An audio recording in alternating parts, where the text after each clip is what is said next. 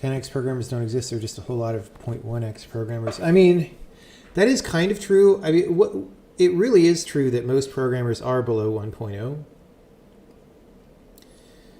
But it also is true that there are programmers who do much more than 10x. So, for example, John Carmack, back in the day, especially when he was doing Doom, it wasn't just that he was 10 times faster than other programmers. It was like no other programmer could have done Doom at that time, period. Like, he was infinity X compared to other programmers when it came to making Doom. You know what I'm saying? So, and that kind of thing still happens sometimes. But, you know, 10x is sort of a simplification of that concept, right?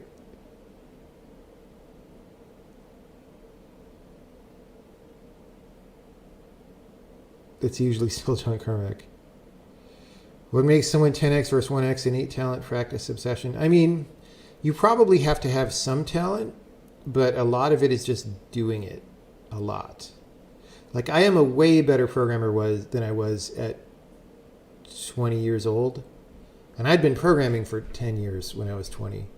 I probably have the same talent level as in fact, I probably have less talent because I'm old now, right? But I'm much better than I was.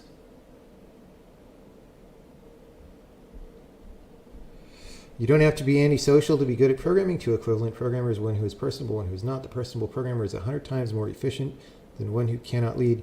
That's false. That's bullshit. I'm sorry, we don't stand for that stuff in this channel. That is simply not true.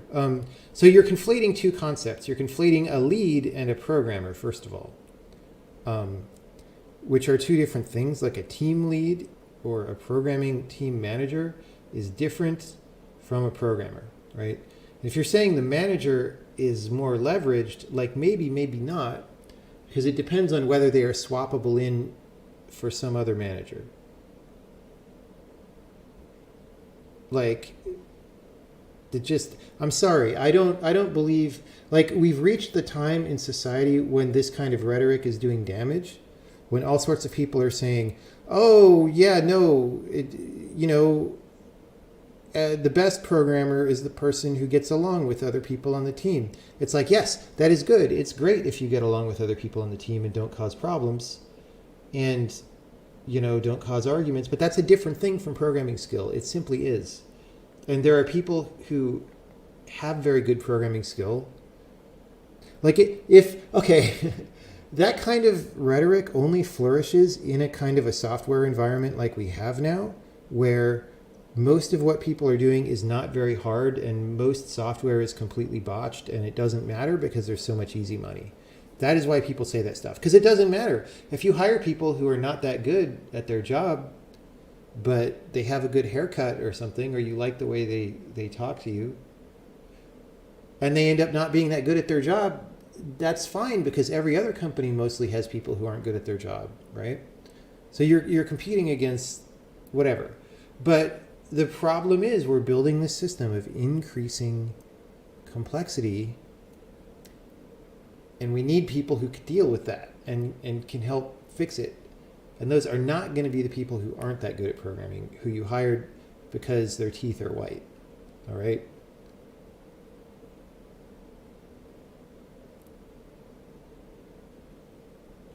Now, that is not to say that you should hire toxic people. That's different, right? So if everybody hates working with a programmer and they make all kinds of divisiveness and stuff, you probably don't want to hire that guy, even if he's good. Or if he's really, really good, if he's world class, figure out a way to isolate him from the rest of the team and let him do his own thing, right? There are ways to make that work. But yeah, you don't want to hire somebody poisonous. But that's different from just like hiring somebody who doesn't really talk much, or people don't socialize with very well and stuff. That's a very different thing. Someone says, if you want to succeed in the game industry, get a good haircut. I mean, it worked great for Lewis Castle. So if you want to succeed like Lou Castle, get a good haircut.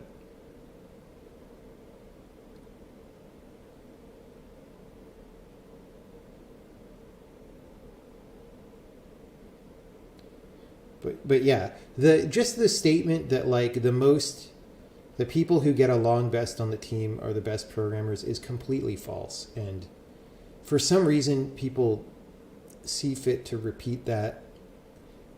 It's just false. Just I don't know what else to say. If you build a company under that thesis, you are making it much harder for yourself because you're making poor choices.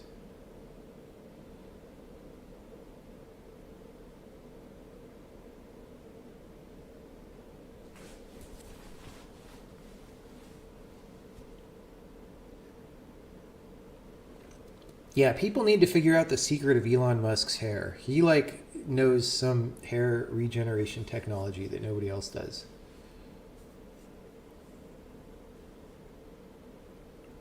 At your job, the best programmer is super social and the worst ones are toxic.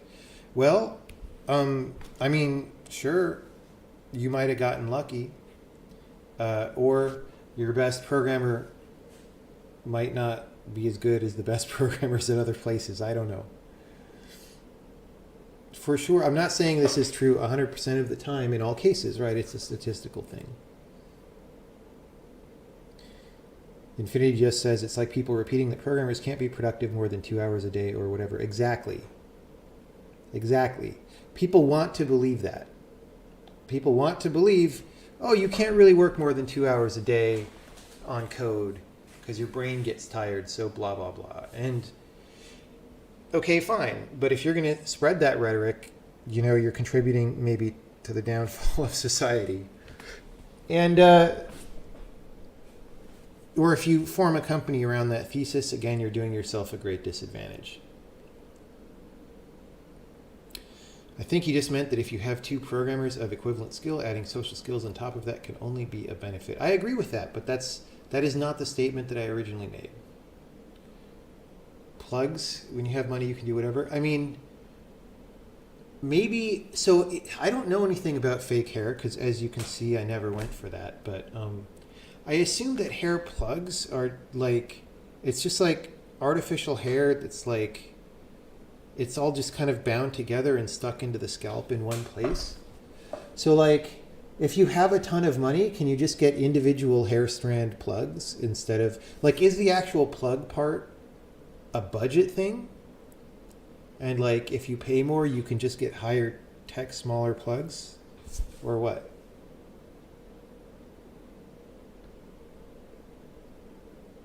We know for a fact he did multiple hair transplants. Like from other people, or the weird ones where they remove hair from other places on your body? He just started a job as a storyteller for a video game making company. Any tips for a rookie? I mean, I don't know. It sounds like your job is very different from the kind of thing that I do. So and every company is pretty different, so I'm not sure that I would have correct advice for you. People don't understand that exceptions don't disprove the rule. Exactly, right? Exactly. Who the hell said that? Oh, you mean the 2 hour thing? It comes up on Hacker News like every month. And it's not really, like 2 hours is a little bit of an exaggeration, but people do say stuff like 4 hours. Actually, sometimes people say 2 hours. Do I think that Scrum and other productivity workflows are beneficial, or do they just waste time? I think they're like a lot of things. They're like all these rules about how to program where they appear to be useful if you're starting with total chaos. Like if you don't know how to run a company and organize people or anything, and you do Scrum, that's going to be better than not doing anything. All right. But is it good relative to the best techniques? I don't think so.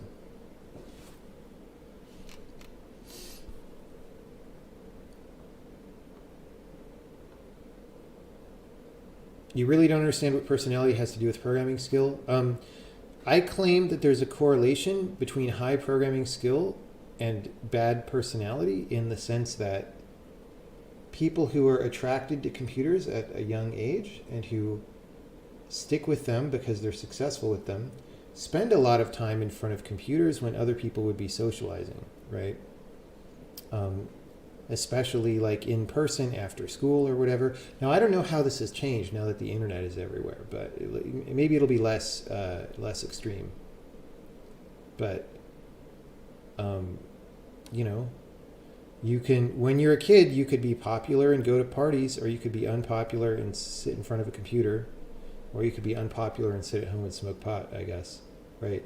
Like, the people who spend all that time on a computer instead of at parties are going to be better than people who go to parties. That's just fact. I don't know what to say about that. That's just fact. They plug hair follicles into their head and it grows like normal hair does. But wouldn't they like fall out again?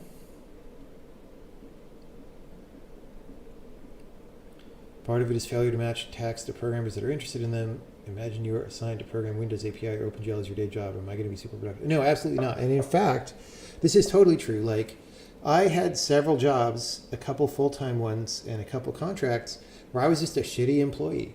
I was bad at my job. Like, I was kind of good. I would like get awesome stuff done for like 2 weeks and then I would flame out and not be interested. So I totally have sympathy when people do that. Like, I've been there. I just had to find my personal spot, right?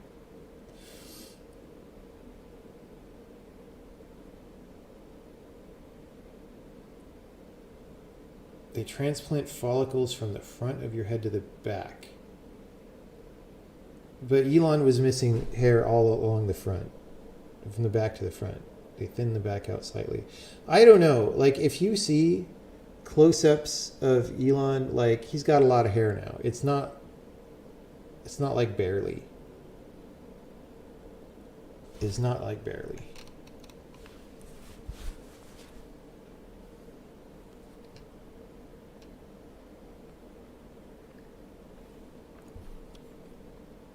Wasn't the 4-hour thing based on voice actor unions? I don't know. I mean, it comes up all the time on Hacker News.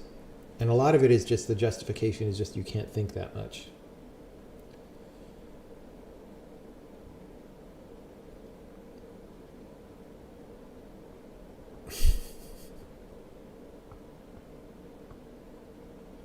Do I think Trump should ban JavaScript? No. This is not something that regulation is going to fix. What are the traits of some of the best managers I've worked with? I mean, I haven't worked with that many good managers.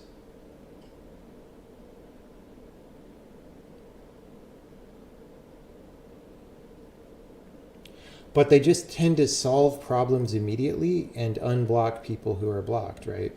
And to take people's quality of life at the job seriously.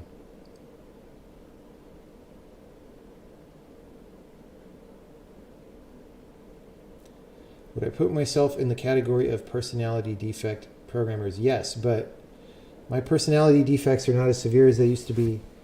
And I've mellowed out in a lot of ways as I aged.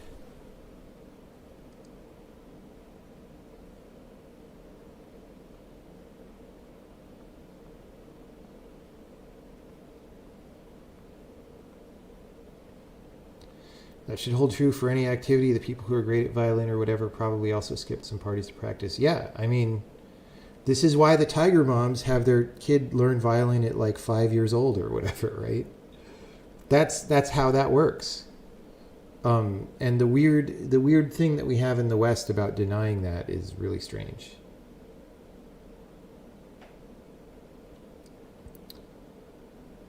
You can definitely have any personality and be good in tech. I mean, you can be fine, right? But I'm just saying there's a trade-off. If you're a certain level of good because you started programming in college, would you have been better if you had 10 more years of experience at programming because you started when you were 8 instead of 18? I mean, honestly answer that question.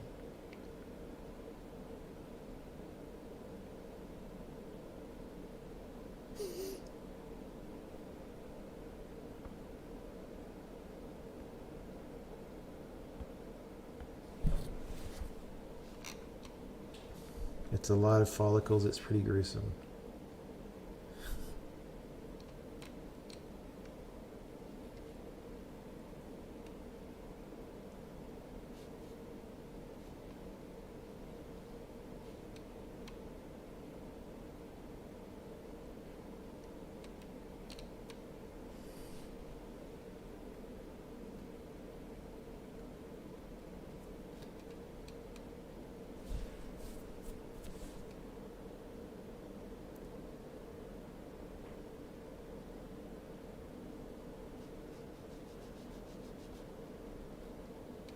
I mellowed out. Serious Sam says otherwise.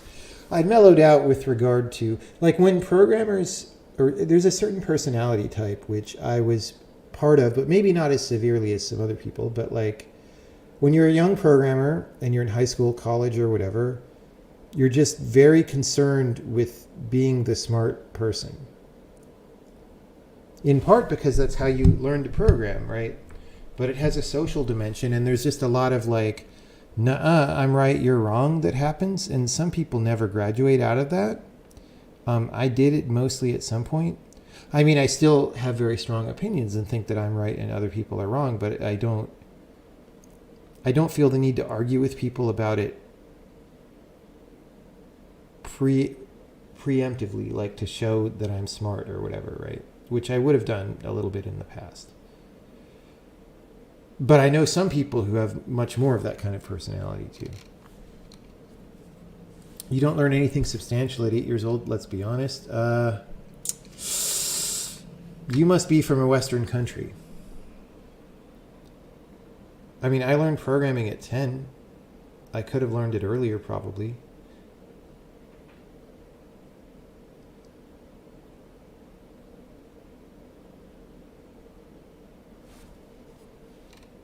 Lua and the Linux kernel begin rant. Do you think you'd be better at programming if you started earlier? The answer isn't objectively yes. The skills you developed early in life may have translated for that's horse shit. Sorry. I mean, there's no, again, there's a statistical component to this, but like, let's say you repeat trials. Let's say you can A/B two universes, and we repeat 100 trials where we go get a time machine and interfere with people's lives and actually start them programming at 8 years old or 18 years old. And then we have an objective test of relatively as objective as we can make it, test of programming skill at the end of that. And if more than 50 people are better starting at 8, then I win the money. And if less than 50 people are better, or wait, it wouldn't even be that. It's not more or less than 50. Something like that, though. I'll take the 50, even though that's a really strong case. If less than 50 people are better, you win. And by the way, the amount of money is $10 million. Would you take that bet?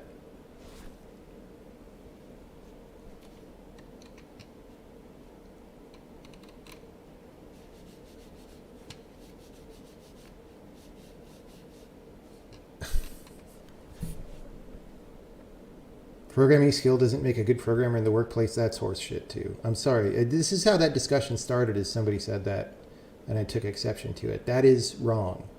That is a popular opinion to hold, and it is wrong.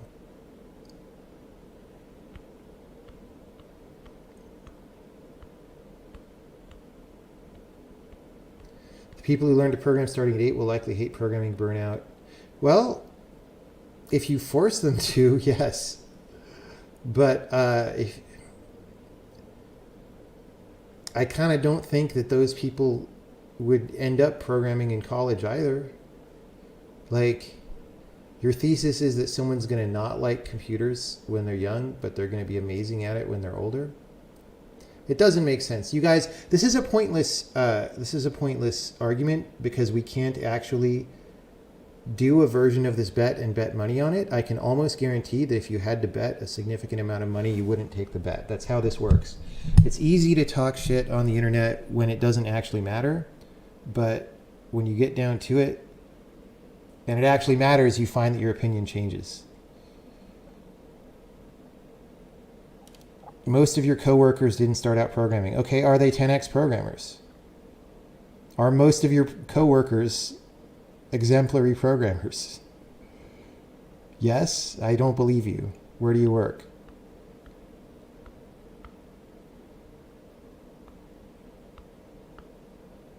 Google, I definitely don't believe you.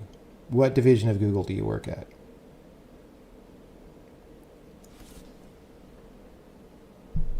Cloud, I definitely don't believe you.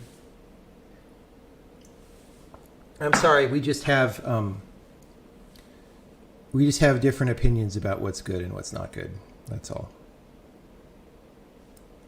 But it's pointless. Like, at that point, it's kind of pointless to have that discussion.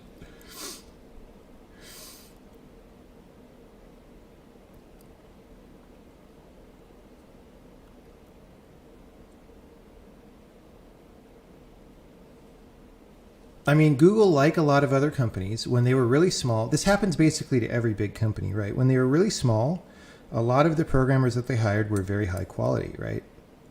But as they grew, they needed to fill seats. And so the standards go down. And then eventually a lot of the people you hire are just like, the requirement is, do you have a computer science degree from a college? Do you have a bachelor's in computer science or some equivalent? And okay, well, back in like the 90s, people who graduated with a bachelor's in computer science tended to be really skilled because they got into that because they were really interested in computers. And when you're interested in something, you really work hard at it, right? Now, everybody knows you can make a lot of money from computers. That wasn't true when I was in high school. Like, if you were at my high school and asked the job counselor what jobs would make you the most money, she would have said, in fact, I was in one of these meetings, I guess, even though I wasn't, this was like a standard thing that they said. They would be like doctor and lawyer, right? They wouldn't have said computer programming. That's like down the totem pole, right? Now it's not, because everybody knows you can sit around and not do that much work and make millions of dollars. So now all these people are in these majors who are doing it for the career prestige or the money or something, and not really for the love of computers. And so that is who a big company like Google mostly hires now. And that's fine. I mean, they can know a lot of things in the computer science books, but that's not the same. They're not John Carmack, is what I'm saying. They're not John Carmack. And that happens at every big company, just to varying degrees. Like, some companies still do a better job of managing that, and some don't.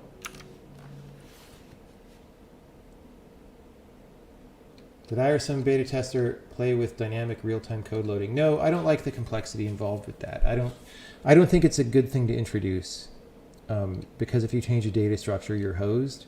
And so you're giving the programmer the job of thinking about that.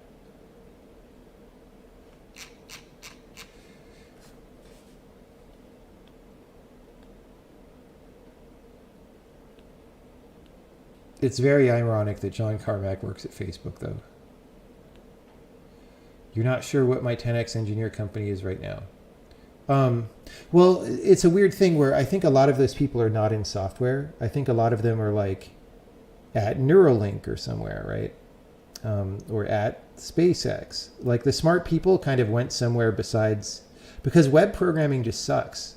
So if you're really, young, why would you be motivated by web? I mean, you kind of can, I guess, because there's the immediacy of like, oh, I made this page, right? But it's just so stupid when you get into it. I kind of feel like smart people are driven to other fields now. But I'm not sure when that started. So I think, most people who have been working at Google for like 4 or 5 years probably were in CS before that happened. I don't know, man.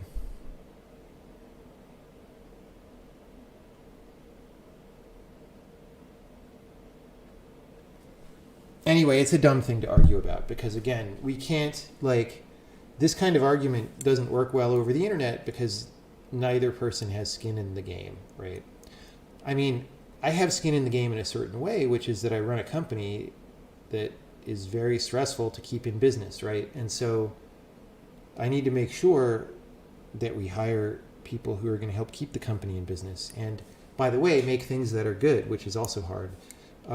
So I have skin in the game in that way, but most people I would get in this argument with do not have skin in the game. And in fact, have the opposite incentive. Like, if you're an employee of a company, it's in your best interest that that company thinks, and I don't mean any particular person in the chat, but like, it's in a generic employee's best interest for the company to think they're as good as possible without them having to be that good, right? Because then you're valued more, you get paid more, etc. So it's like employees of big companies actually have anti-skin in this game in terms of making proper judgment.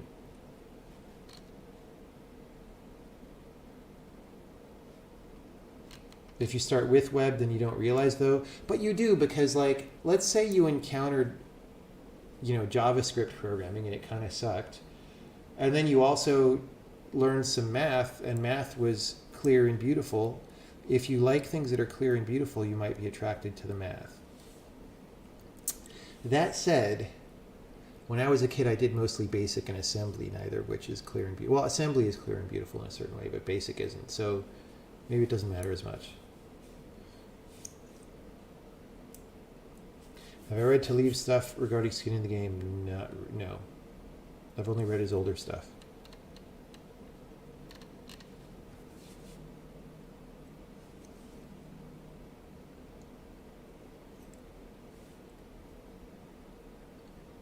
People in finance are responsible for a huge value generated in society.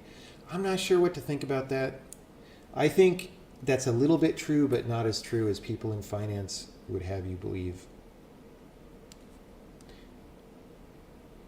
But it's more true than the Bernie Sanders Wall Street is 100% evil people will say.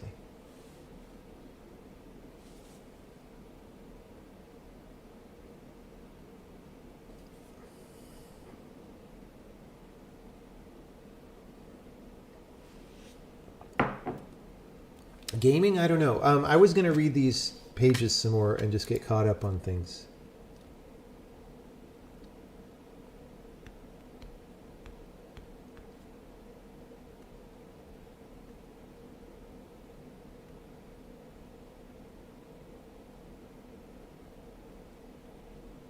Still waiting to hear who's on my list of 100x programmers. Oh, you mean individual programmers? I mean, they're still the same people, which is also the problem. I mean, John Carmack, maybe Tim Sweeney. I don't know if Tim still programs.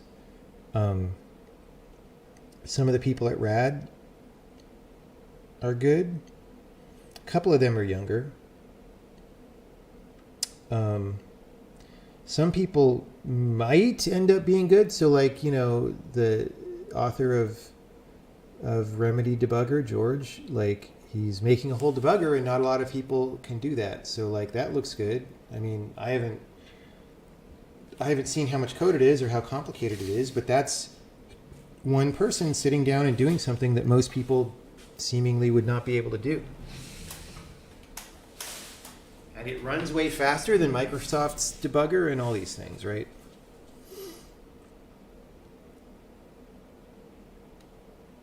"10x is a myth." No, it isn't. No, it isn't. It is not a myth. It is not a myth.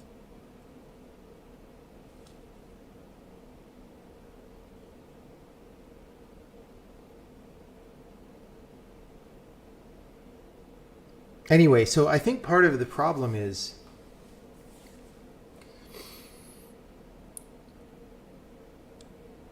I don't feel like we're seeing as many 10x powered programmers come up from the younger ranks, and I think it's because programming is so dumb now and so much of it is tedious glue code that like it's like so easy to make something mediocre that I think a lot of people don't get past that, whereas if they were driven to do something hard, maybe they would be better. Like when I decided to make a video game with one of my friends from college, it was the hardest time to decide to make a game. Absolutely the hardest time. And we had a really hard time and we eventually went out of business, but I learned a lot. And if I hadn't had my ass kicked in that way, it's like going to Army boot camp, right? Like if you have some guy who goes to Army boot camp and becomes a badass later in life because of what he learned and the training he did, that's just different from someone who like chills at the lake with his friends for a couple years, right? And I feel like the environment for programmers now is like chilling at the lake with your friends for a couple years, except it's also kind of a polluted lake that smells. But it's the best that you have. It's like people aren't going to Army boot camp. And that